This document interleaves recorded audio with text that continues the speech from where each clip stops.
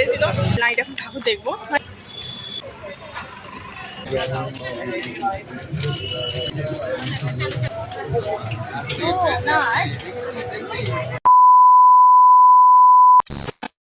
Hello everyone, সবাই কেমন আছো? সুপ্রিয়াস লাইফস্টাইল একটি নিউ ভিডিওতে তোমাদেরকে অনেক অনেক স্বাগত।